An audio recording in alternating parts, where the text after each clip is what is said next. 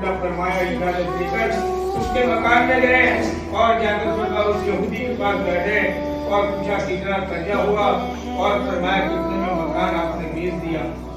उसने कहा इतने में मकान बेचा है। हज़रत मुबारक रहमतुल्लाह अपने घर वापस आए, उतने पैसे लेकर गए और जाकर कहा ये पैसा हदिया है, आप मकान बेचकर कहीं नहीं जाओगे और जो कर्ज हुआ उसको भी अदा कर देना।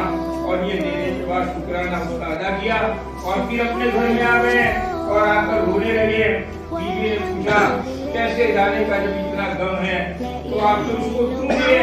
हज़रत मुबारक रहमतुल्लाह ने कहा पैसे जाने की बुनियाद पर मैं नहीं रो रहा हूँ, मैं तो इस बुनियाद पर रो रहा हूँ कल क़यामत के दिन आखिरत के अंदर अल्लाह मुझे पूछ लेता कि तेरा पड़ोसी फरमाया कर्जदार हो गया था, तूने क्या ध्यान रखा और तूने क्या ख्याल किया।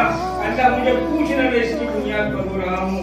इसलिए अल्लाह वाले कहते हैं इस काम को जब मकसद बनाकर करोगे अल्लाह आपस में एक दूसरे से मोहब्बत डालेगा।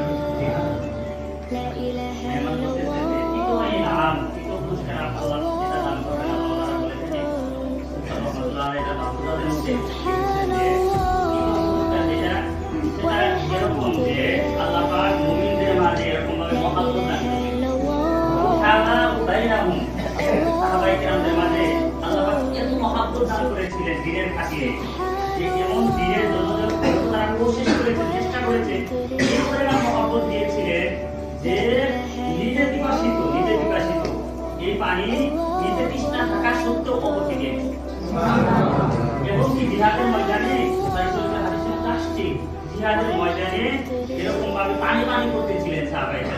এক সাহাবী পানি তৃষ্ণায় পানিতে গেছে, কিন্তু দেখে যে যখন তার কাছে পানি এসে অপর সাথে এরকম ভাবে করতেছে পানি পানি, তখন সে ইশারা দিয়েছে আমার দরকার নাই, পকেট মারতে।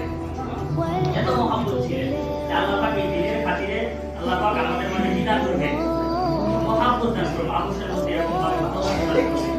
সব কিছু আমাদের জন্য আসান হয়ে যাবে, সহজ হয়ে যাবে যদি আমরা এই দিনটাকে মজবুত করে আঁকড়ে